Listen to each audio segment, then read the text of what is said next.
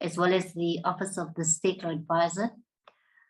Just in terms of attendance, our members, we didn't receive any apologies for this meeting, but on the platform we have Honorable Maleka, Honorable Bartlett, Honorable Dodovo, Honorable Mtetwa, Honorable Mikolakis, Honorable Ndongeni, Honorable Badenhorst, Honorable Smith, Honorable Dlamini, my apologies, I think I skipped you as well.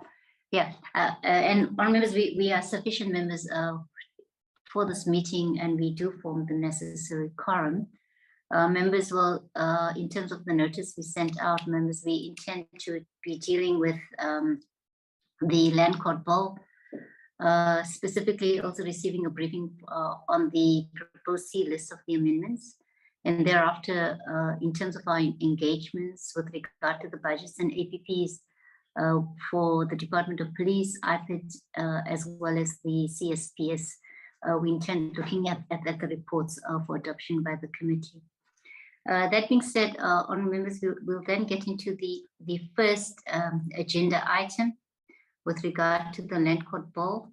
Perhaps members will recall in our previous meeting on the 3rd of May, we received a briefing on the proposed amendments to the Land Court Bill by the department.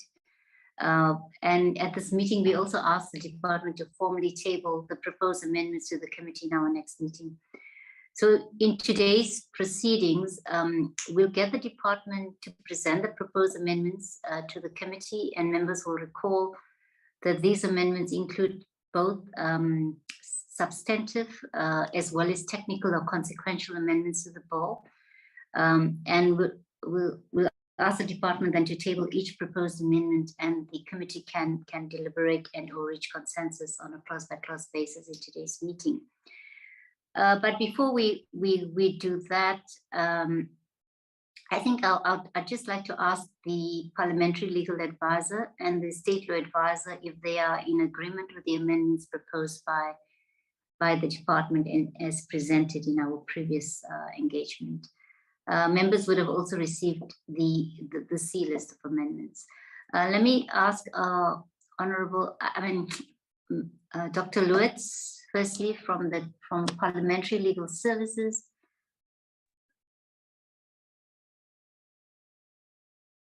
Barbara, are you on the platform? I did see you on this platform. Ms. Lewitz, I see you. Can Chair hear me? Yes, we can hear you now. Thank you, Chair. Good morning, Chair. Good morning, honourable members. Chairperson, I took a look at the documents that the department shared. As far as I can see, it looks to be aligning with the presentation that was given to the committee. So, and technically, it also seems to be sound, especially as also noting that these are proposals that will be given to the portfolio committee.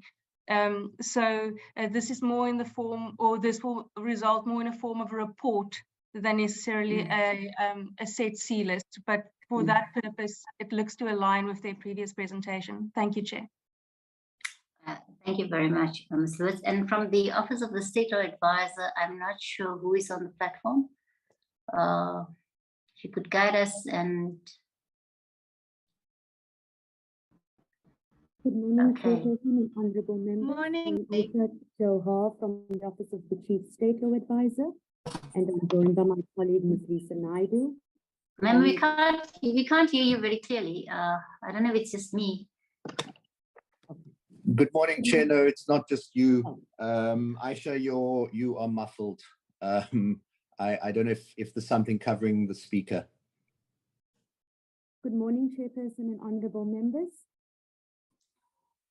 I'm Aisha Johar from the Office of the Chief State Law Advisor, joined by my colleague, Ms. Lisa Naidu. We have had an opportunity to consider the amendments proposed by the department, and we have no objection to what is being proposed, Chairperson. Thank you. Okay, now thank you very much for that. Our members, I will then request the department to present the clauses that are proposed for amendment to committee members. And we'll go clause by clause. In my discussion with the department, because there are quite a few technical or consequential amendments to the bill, yeah, I think we've isolated those ones. And then the other clauses that deal with the substantive ones are also will also be reflected. Let me hand over then to is it Mr. du Preez who will be taking us through? Correct, Madam Chair. Okay, so you just present the clause. I'm sure with the well, if members will allow, with the clauses that deal with technical and or consequential amendments, if those could be clumped together on members, you tell me if you're happy with that or not. But if you're not, we can break down the clauses if you wish. But perhaps, Mr. du Preez, if you could perhaps start with the substantive amendments first, and then we go to the technical or consequential ones. Will do so, Madam Chair, and please apologize my bad manners. Good morning, Madam Chair and members of the committee and the Deputy Minister. Madam Chair, maybe just some guidance. Would you like us to go directly to the C list, or should I rather put up that very short summary that we've submitted to the committee? We could possibly call that the index document. Okay, the short summary was more for the purposes of yourself to try and take the members through. Let me clarify that members, you've received what we call the C list, which I think Ms. Lutz has corrected. It's more like a report rather than a C list, because it goes back. It's a Section 75 file to go back to the National Assembly. But just for the purposes to make this process simpler and to expedite it, Mr. du Preez, you can put up the summary document. Members have the C list. Obviously, the summary document has to be read together with the C list that we've sent out to members. Mr. du Preez, you can begin. Perhaps let's just go to the substantive amendments before we go to the technical or consequential clauses. Thank you, Madam Chair.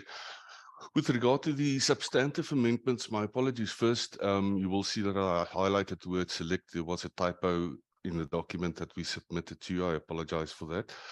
With regard to the substantive amendments to the B version of the bill, clause 4, dealing with any person who was not a judge of the High Court of South Africa, or any court at the time of appointment to the land court, does not automatically hold concurrent appointment to the High Court and the court itself.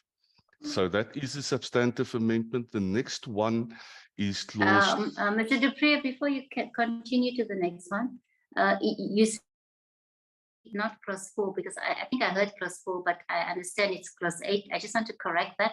But before we go to clause 12, I'm going to put it to members whether they have any objections to that clause.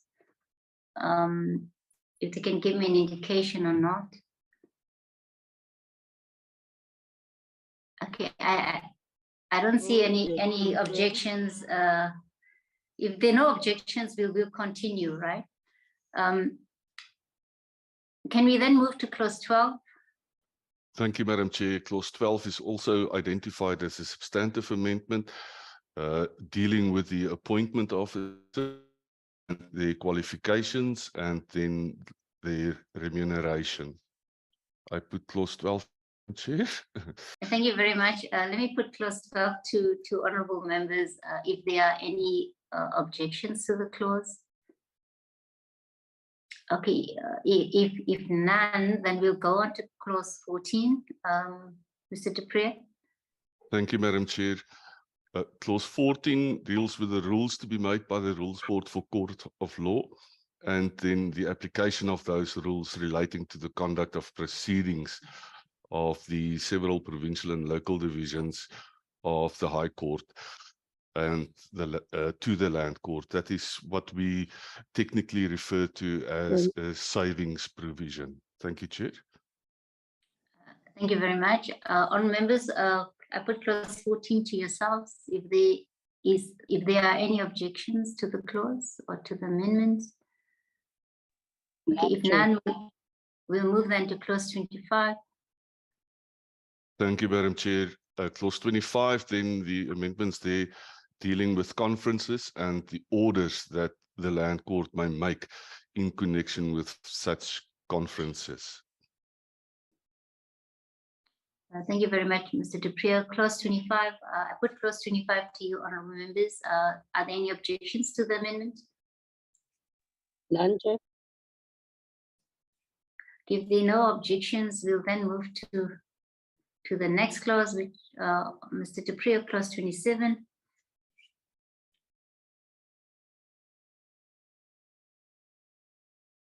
Sorry, Chair, I was muted. It's the circumstances under which the land court may vary or rescind any judgment or order made by it. Thank you, Chair. Thank you very much. On members, clause 27, are the any objections to the amendment? Okay, if none, we'll then move on to clause 33. Mr. du Preez. Thank you, Madam Chair. That is a proposal by the Land Claims Court, and it provides for the removal of actions or proceedings from the land court sitting in one area to that same court sitting in another area within the same province, and then from the land court to a division of the High Court or vice versa. Thank you, Madam Chair. Thank you very much, Mr. du Preez. Honourable members, I put the clause to you. Are there any objections? That's clause 33. The amendments. None, Chair. If none, let's then move on to the next clause. Mr. du Preez, clause. Clause 34. Yeah. Clause 34, Madam Chair, relates to transitional provisions dealing with the existing or the current offices of the Land Claims Court, and then the continuation of the rules of the Land Claims Court until they are replaced by rules that have been made by the Rules Board for Courts of Law. Thank you, Mr. du Preez. On members, I put clause 34. Are there any objections to the amendment? If none, on members, we'll then move to item 9 of schedule to the bill. Mr. du Preez. Chair, yes, it is proposed that the proposed amendments to the Prevention of Illegal Eviction from an Unlawful Occupation of Land Act 98 should rather be deleted and could always then at a future date be included under the jurisdiction of the Land Court. Thank you very much, Madam Chair. Thank you very much, Mr. du Preez. Honourable members, in terms of item 9 of schedule of the schedule to the bill, are there any objections to that amendment? Okay, if none, we'll then go to the other clauses that deal with the non-substantive, more the consequential and or technical amendments. Mr. du Preez. Chair, the technical or consequential amendments identified by us is then the first one is clause 7 of the bill. Okay, honourable members, if it's okay with you, with regard to these technical or consequential amendments, if we can clump them together well,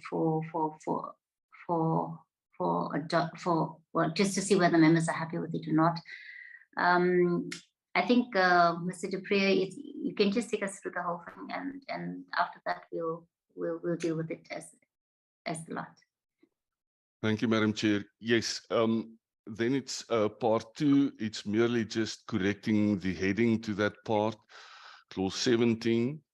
Then also part 3, correcting the heading to the part itself. Then clauses 24, 26, 32, and then 35 to 37. You will note, Madam Chair, under Roman 9, we have referred to the schedule but we say except item 9, which the committee just considered now.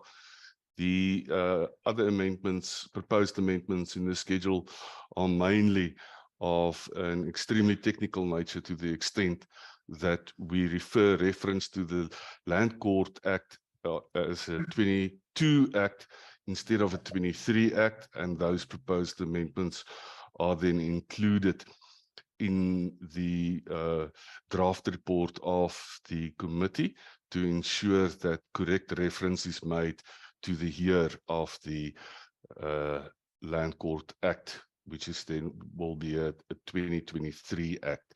Thank you, Madam Chair. No, thank you very much, Mr. du Preez. Members, let me then put to you the technical or consequential amendments to clause 7, clause 17, clause 24, clause 26, clause 32, clause 35 to 37, as well as to part 2, part 3, and the long life issue with regard to schedule item 9. If I can put that to honorable members, if there are any objections to that. No I said, objection, honorable, Chair. okay, Honorable Mthethwa, are you objecting?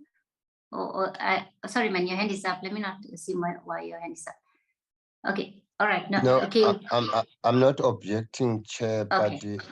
but it was gonna be much easier for us if he reminds us, because we've got in the similar gadget that we are using, like to tell us that clause 7, we were amending this, clause 17, clause 4, 24, 26, 20, just to highlight those so that we recap easily rather than to keep on referring to our own notes. Your own document. Okay, I think he did it to some extent. Mr. du Preez, maybe just highlight some of the amendments. I will do so, Madam Chair. I will go back to the working document that was submitted to the committee, because the C list is a carbon copy where necessary of the working document. I could possibly just share the working document for the committee, and that will put the whole proposed amendments in perspective for the committee.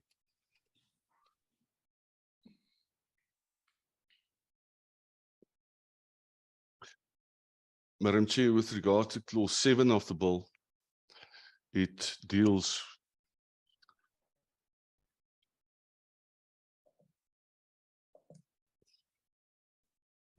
with the jurisdiction of the court, and it is just to clarify that there's no concurrent jurisdiction between the court and the magistrate's court. The remaining proposed amendments are quite straightforward. If I can take you to clause 17 then, and you will find that there is a trend, Madam Chair, that these proposed amendments are, strictly speaking, more of a technical nature. To just show to you in clause 17 then, we are merely including those words as a matter of clarity or correctness. Then in clause 24,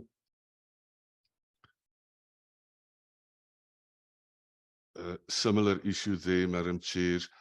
That was a proposal by the judges of the Land Claims Court, indicating to us that the wording sufficiently connected to a matter relating to the powers of the court, that those are technically more correct, and the department agreed with that proposal. On clause 26, Madam Chair, merely a correction of a unnecessary word, deleting that word, just running through the clause, and then just a proposed insertion as a matter of clarity for the committee.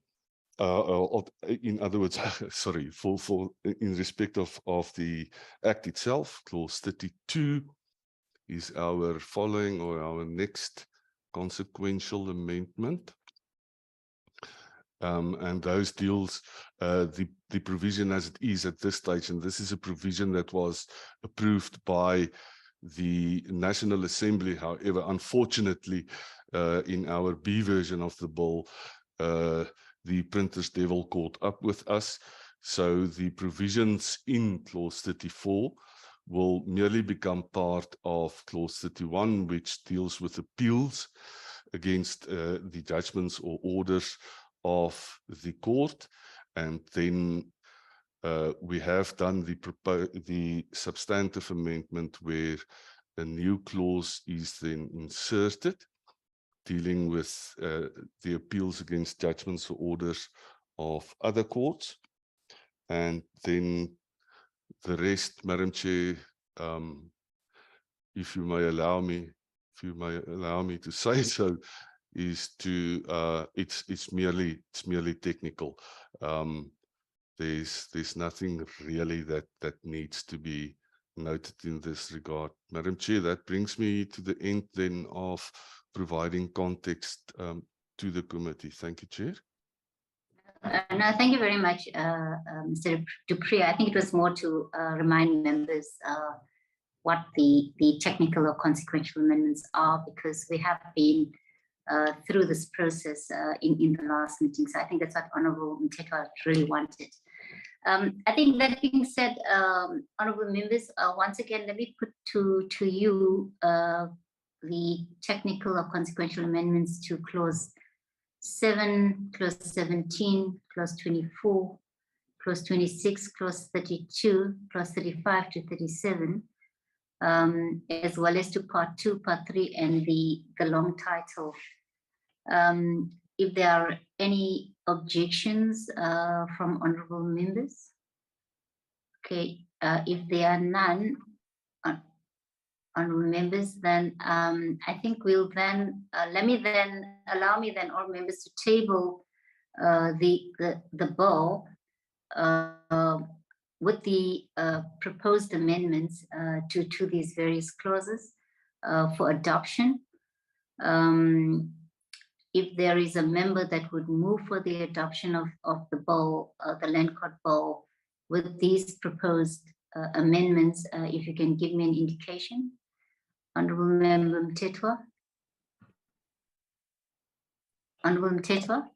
Yes, Chair. Thanks for reminding us about the clauses. And I moved here for adoption, Chair. Thank you very much, Honourable I second, Mthethwa. Honorable Chairperson. Okay, thank you very Honorable Bartlett. Thank you very much, Honourable Bartlett. Are there any objections and or abstentions? There have been no objections in the proceeding, but just for the purposes of record, okay, if there are no objections and or abstentions, then on members, the bill is approved with the proposed is adopted. Sorry, with the proposed amendments as a committee. And our members, given that we have no objections to this bill, if you would, for the sake of expediency, allow me also then to table the committee report so that we can then have it ATC'd and try to speed up that process and that the bill then goes back to the National Assembly. If members don't have any objections to that, honourable members, allow me then to table the report. Okay, the bill was in essence referred to us on the 27th of September, and we report that we've agreed to the bill with proposed amendments. In terms of the report, the background gives the background to the bill. I think we can. Members, I know that we did send you the report as well, so yeah. But anyway, the public participation process, Vision, if you can go down, that it was advertised from the 17th of October to the 11th of November on electronic platforms as well as in newspapers. In terms of the submissions we received, there were 13 in number, from the various organizations and stakeholders that are reflected in the document.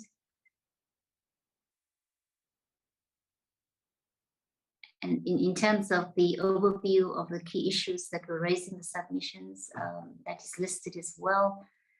If we can then move to the next item, Gershon. And then just in terms of our consideration, members will recall that we received a briefing on the bill on the 12th of October, the bill was advertised, and on the 15th, we received a further briefing from the department on the written submissions and the department's response to the said submissions. On the 22nd of March, we received a briefing by Parliamentary Legal Advisor on the tagging of the Land Court Bill. On the 3rd of May, we were briefed on the proposed amendments to the Land Court Bill, and today, yes, we considered the proposed amendments and adopted the amendments clause by clause. The statement indicates that we've agreed to the adoption of the bill with proposed amendments, and the amendments will be attached in Annexure A. In terms of consensus of the bill, the chair put the bill for consideration. Members supported the bill. There were no objections or abstentions. This is just a good question. We'll just remove what is not relevant here. And then in terms of our recommendation to the House, we indicate that we've considered the bill referred to us and that we recommend that the Council pass the bill with proposed amendments. That, honourable members, is our report. If there are any additions that members would like to make to the report, please give me an indication if you would want to make any additions. Okay, Honourable Mthethwa, I know your hand is up. It's been up since the previous agenda item. I want to assume it's in, yeah, okay.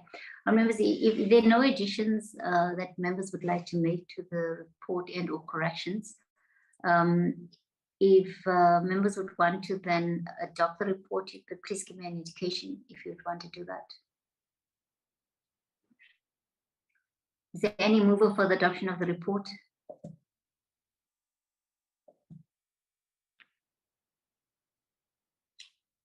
Honourable Maleka? Thank you, Chairperson. I move for the adoption of the report. Thank you very much, Honourable Maleka. Is there any seconder?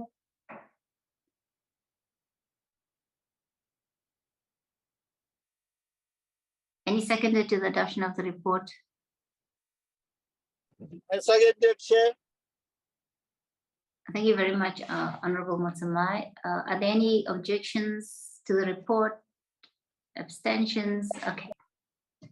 If none, thank you, honourable members. I think the report is also duly adopted. Let me take this opportunity to thank the department, the Parliamentary Legal Advisor, the State Law Advisor, I think the public and members for their work on this bill, and for the committee and it assisted, I think, the committee to come to a point where changes have been made to the bill.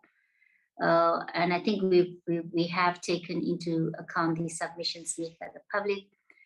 I think, on members, we should be pleased that this bill will establish a new land court, and this will go a long way in ensuring easier access to justice for those who have land claims, and that this court will ensure a more expedient process for land claimants. Thank you very much, on members. Thank you to the department and the team, DM and your team. And I think we could even release you for now, but DM, you want to say something? I see your camera. I just wanted to say thanks very much, Chair, and to the committee for processing and considering the bill expeditiously. So thanks very much for that. And hopefully it's a bill that everybody will support in the NCOP. NCOP. And thank you very much. Can we be excused? Yeah. No, DM, you and your team excused. Members, we'll then move on to the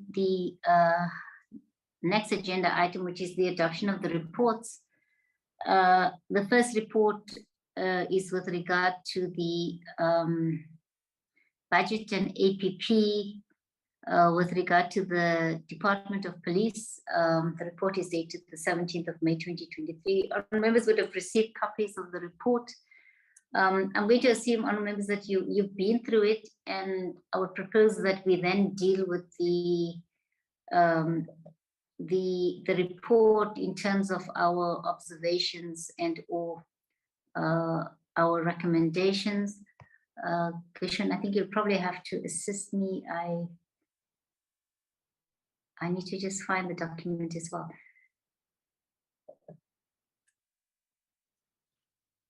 Okay, honourable members, just in terms of our engagement with the department on their budget and APP, members will recall that there were various issues that we engaged the department on. I would not necessarily go into what the issues, the content of it, but rather just highlight which were the areas that we raised with the department and to which they responded.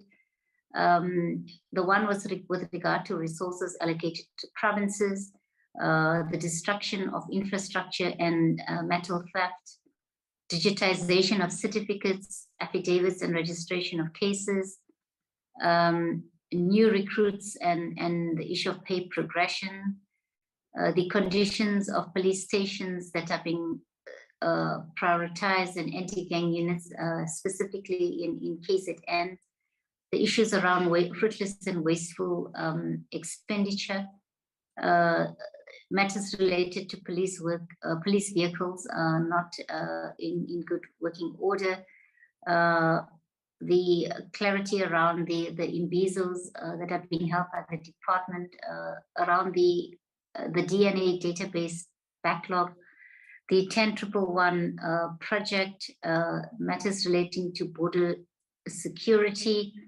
as well as the safety of police officials, issues relating to the storage facility of files, the granting of bail for serious offences, and that police stations that close early and have no generators, that matter arose as well. The issue around resources and capacity insufficient for police to tackle crime.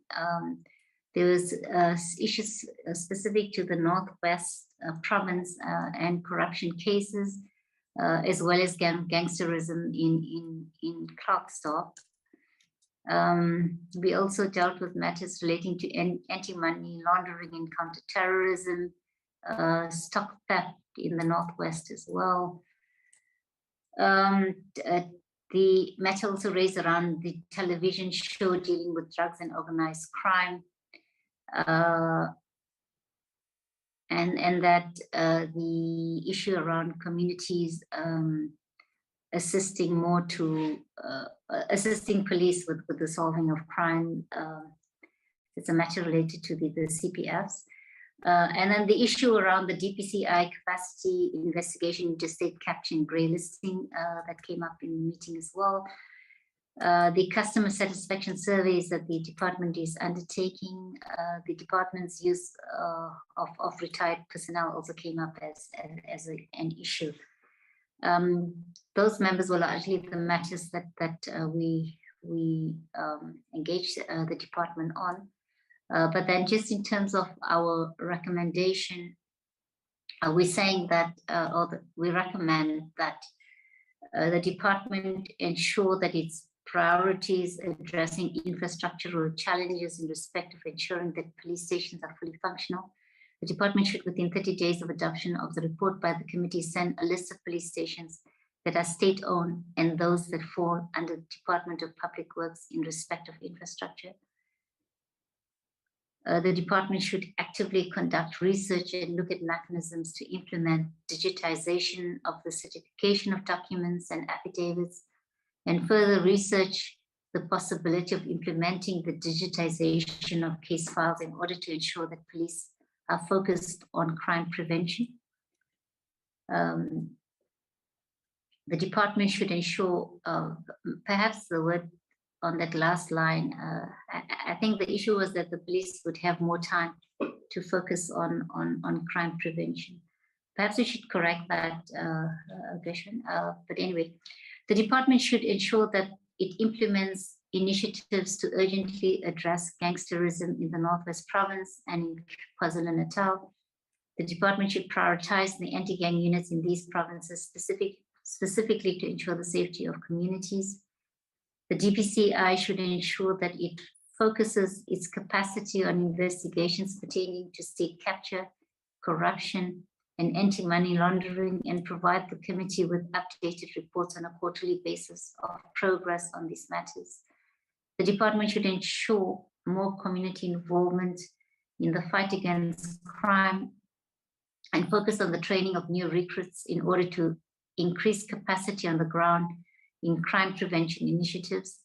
In this regard, the department should ensure that all CPF structures are functional and operational in all provinces. The department should ensure the safety of police officials by ensuring that the necessary steps are undertaken to secure all police stations. The department should ensure that police stations have CCTV cameras and that police officials are issued with bulletproof vests. The department should ensure that it improves the perception of police on the ground and that communities feel safe when reporting crimes at police stations. In this regard, the department should ensure that adequate training is provided to police officials to ensure better communication to victims of crime. The department should focus on improving staff morale within the department, as the improved morale of staff will significantly improve the perception of the community of the police. The department should speed up its recovery plan to address backlogs in DNA testing, particularly as it relates to gender-based GBVF cases. And the department should utilize retired police officials to ensure that there is a good basis for the transfer of important skills within the department, particularly to strengthen the training of new recruits. And in terms of our conclusion, we encourage the department to find innovative ways to ensure that the important services which it delivers is not compromised significantly due to the budget cuts, and that the department is encouraged to continue working towards ensuring the safety of communities and working towards improving the perception of the police. Our members, that in essence is the report. I'll open it up to all members if you have any additions and or corrections and or comments you would want to make with regard to this report.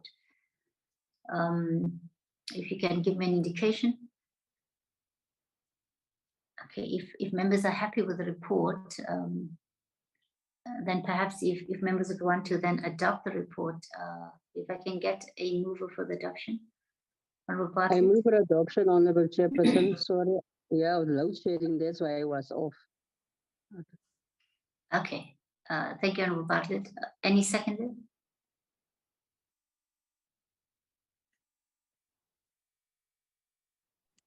Chairperson.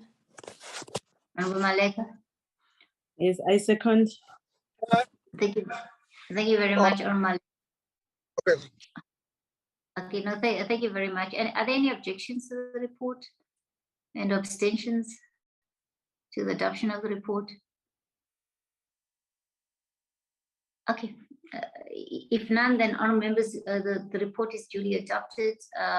We'll then move on to the next report, which is with regard to the, is it IPID of the CSPs?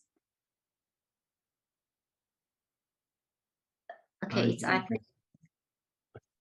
The Independent Police Investigative Directorate Budget and APP. Once again, honourable members, I'll go again to the section that deals with our engagement with the directorate or the department and the directorate. I think with regard to the issues that members raised, I'm just trying to get to that page. It's point 5 of the report.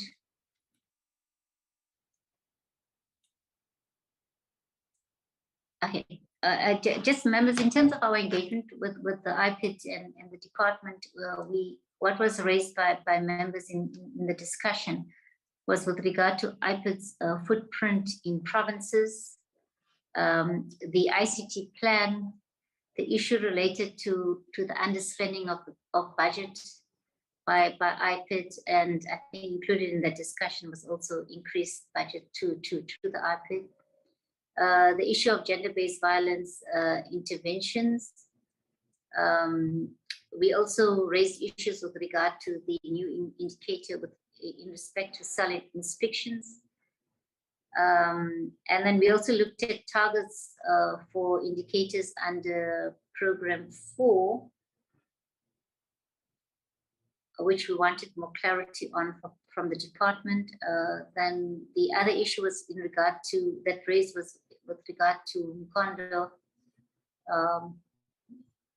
which the department will come back to the committee on the content of that case. The other issue was with regard to the decentralization of IPID's offices, the IPID budget issue, emphasis on that. The issue of IPID is a Chapter 9 institution, material losses due to criminal conduct, that's fruitless and wasteful expenditure. The issue around staff morale within the IPID, the issue around case backlogs, the case management system, the allocation of provincial budgets, the MOU with the NPA in terms of investigations.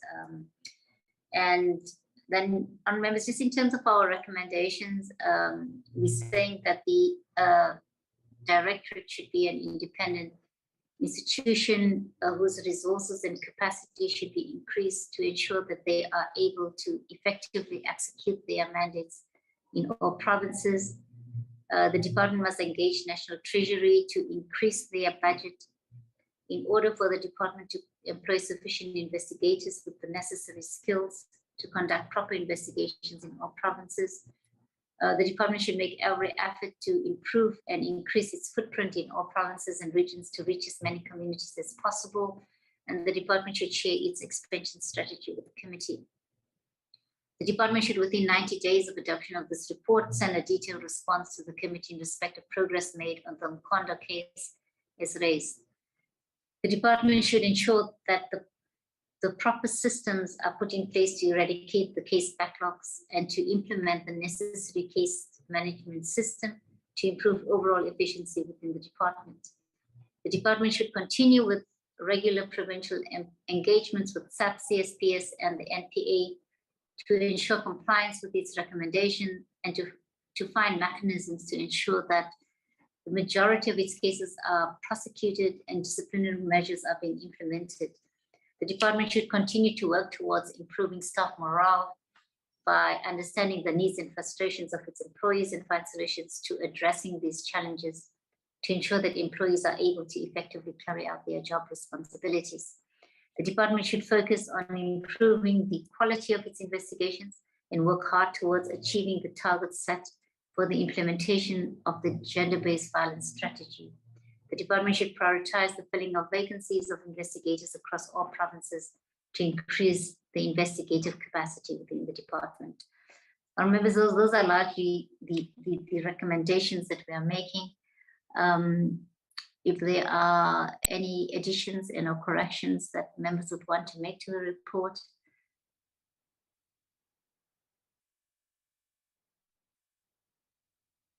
Okay, if none, if members would like to adopt the report, can I get a mover for the adoption of the report?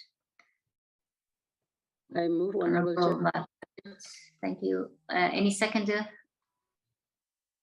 I move, Honorable adoption of the report, Chairperson. Yeah, Honorable Bartlett, we heard you. You move on, members. Honorable Bartlett is moved for the adoption. Is there any seconder? Honorable Maleka. Honorable Dodobu, yes. Yes, I second. Thank you very much, Honorable Dodobu. Are there any objections and or abstentions? Okay, if none, thank you, honourable members. The report is duly adopted. Let us then move on to the final report, honourable members, with regard to the Civilian Secretariat for Police Service Budget and APP. Once again, honourable members, we'll follow the same process and just go straight to the discussion points and the responses that, around which we received responses by the minister and the department. The one was regard to surveys on service delivery. The other with regard to the large number of CPFs that still need to be assessed by the CSPS. The Court Watch program of the CSPS, the monitoring of IPID recommendations by the CSPS, the challenges in impending CSPS ability to fulfill statutory obligations, the launch of brigades in Gauteng, the support to CPFs, I think that matter also came up quite strongly, the Domestic Violence Act compliance of police stations. Members will recall this is a continuous matter that we engage the CSPS on. The level of coordination between national and provincial CSPS. That on members were mostly the points around discussion with regard to recommendations. We're saying that the department should ensure that of ways to fulfill its functions and mandate and work towards achieving the target in its annual performance plan. The department, together with SAPS, should focus all of its resources and efforts on ensuring that CPFs have all the necessary resources, including tools of trade, uniforms, and stipends to assist in their fight against crime. The department should continue to strengthen its efforts to monitor the implementation of the Domestic Violence Act at police stations, particularly in rural police stations. The department should ensure that all police officials are treating victims of domestic violence with dignity and integrity. The department should conduct research and develop a plan to roll out the brigades in all provinces to ensure a more holistic approach to the fight against crime. The department should ensure that capacity is increased and improved within the legislative unit to ensure that there are no further delays in the drafting of legislation. The department should work tirelessly to ensure that all police stations are compliant in respect of the domestic violence legislation and that all police stations have the necessary facilities, capacity, training, and resources to effectively address GBV. The department should continue working efficiently to ensure that there are good working relationships between the provinces and the national office so as to avoid any duplication of work. And the department should continue to strengthen its efforts to monitor the implementation of the IPID recommendations. I think there's a typo there, if I'm not mistaken, but yeah. That, remembers, is largely the report of the committee.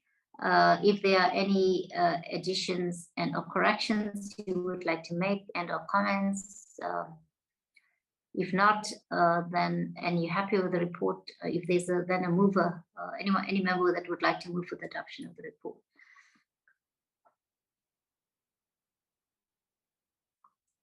Our members, anyone would like to move for the adoption? Honorable Maleka.